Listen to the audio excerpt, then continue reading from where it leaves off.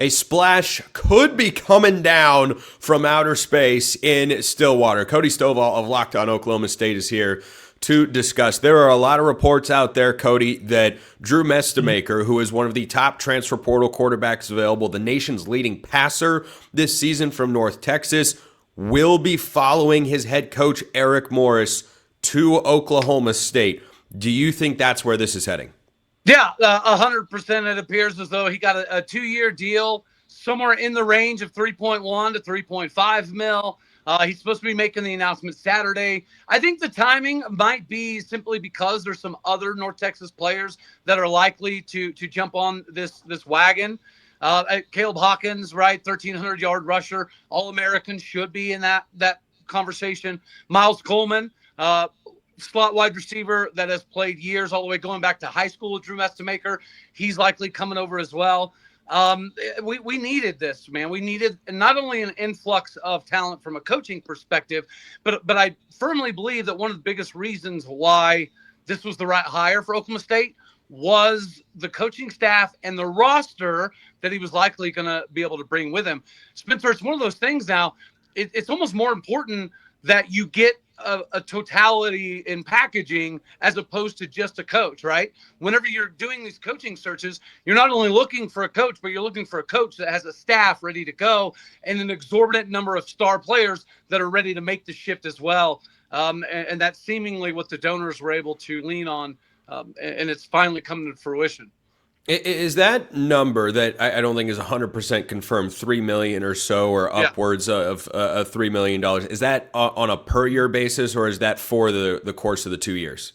To my understanding, it would be like 3.2-ish per year for the next 2 years. So to me, that stands out in a big way because I remember many a moons ago, Cody, when Mike Gundy was at the podium and he set a little spark under Dan Lanning's team because he made comments about money. And my take at the time, I'm an Oregon guy, but my take at the time was I really don't think that he's trying to tick off Dan Lanning or fire a shot across the bow to Eugene. And obviously, Dan Lanning is right to have used it that way. You do whatever is necessary to get your team in the right mindset to win.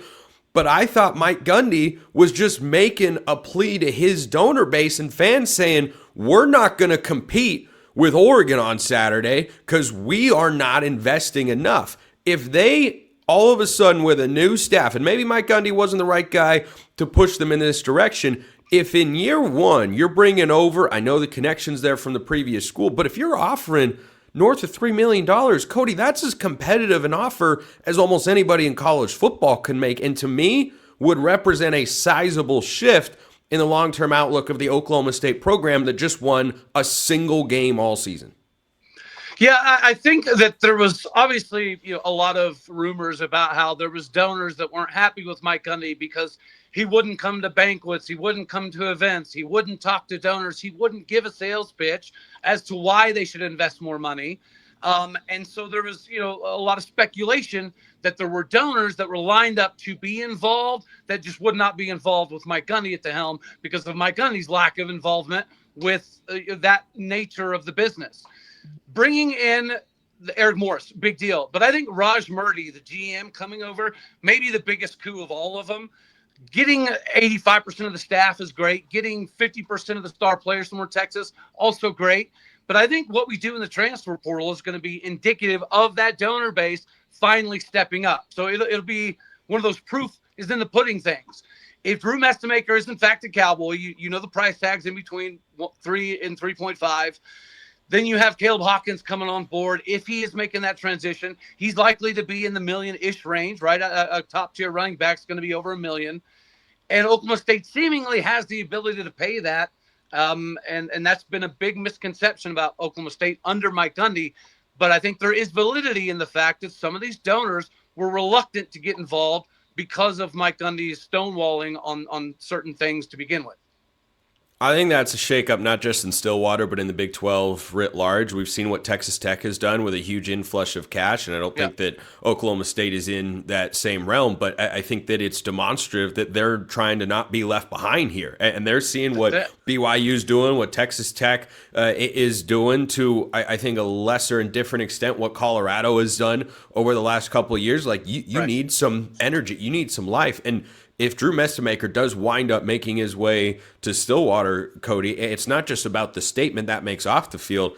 I look at what it means on the field, and I go, I don't know how Drew Mestemaker isn't automatically one of the top, at least in the top half of quarterbacks in the Big 12, which has been a great quarterback league for the last couple of seasons, and I think it will be again, even though they're having some guys potentially transfer out. We'll see where Josh Hoover ends up, where Brendan Sorsby ends up, where Sam Levitt ends up, but if you put Mestemaker in the Big 12 this year, I don't think he's number one because I still need to see what he does against a higher average level of competition. But he's easily in the top half and will be a massive upgrade for Oklahoma State at quarterback.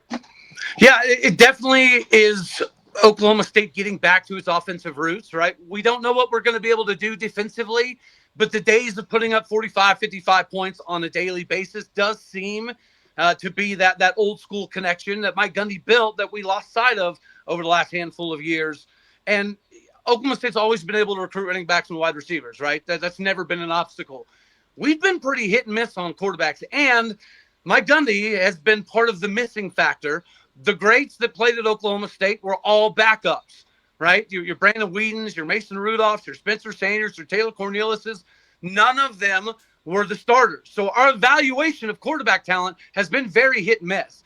If you can get a quarterback guru like Eric Morris to go alongside some of the rich tradition that we have at those outside positions, running back and wide receiver, I think that it's at least going to be exciting again. Am I going to jump off the rails and say Oklahoma State's a 10-win team? No, I learned my lesson, Spencer, okay? Not doing that this go around. But I think if you do get Drew Mestemaker, and you do get Caleb Hawkins, and you do get Wyatt Young and Sadiq Clements, this is a 500 bowl competitive team year one.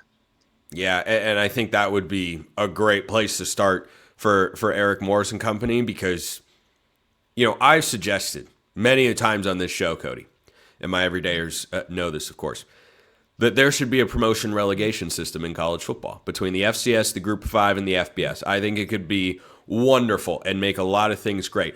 Part of that is that you would have a relegation bowl, essentially, between the two worst teams in the FBS after each season. This year, Oklahoma State would have played in my relegation bowl against Boston College. I think that's must-see TV.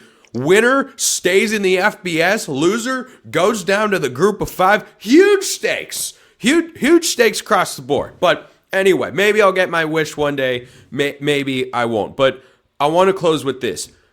If Drew Mestemaker does wind up going, as we record this, hasn't been official, but that's the expectation according to several reports. If that happens, is this just the start? What else will Eric Morris be able to do in the transfer portal when it opens on Friday and stays that way for 10 days if he's able to land Drew Mestemaker as certainly a foundational piece of the class? Again, it'll be a proof in the pudding moment. What kind of transfer portal players are we going after? And financially speaking, how competitive are we going to be? I think Texas Tech did set the model. Do you have to spend almost $30 million? Probably not. But if you're not spending at least 20 to 23, it's going to be really hard to be competitive. And I think that's precisely what Oklahoma State is trying to do. But we'll find out in the transfer portal. You mentioned Drew Mestemaker. There's going to be a lot of individuals that come with hefty price tags. Last year, what we did, Spencer, is we went helmet shopping, right? So we got a lot of transfers from LSU and Florida and UCLA, but it didn't pan out, right? We paid top-tier money, but nothing panned out. So is Raj Murdy going to be worth his weight in gold? We're going to find out in the transfer portal. And does Oklahoma State really have the donor money that seems to be hiding in the background, or is it all just fodder for conversation? We're going to find out. Cody Stovall, Locked On Oklahoma State. Great as always, my man. Appreciate everyone listening. I'll see you next time. Until then, hope you all have a wonderful rest of your day.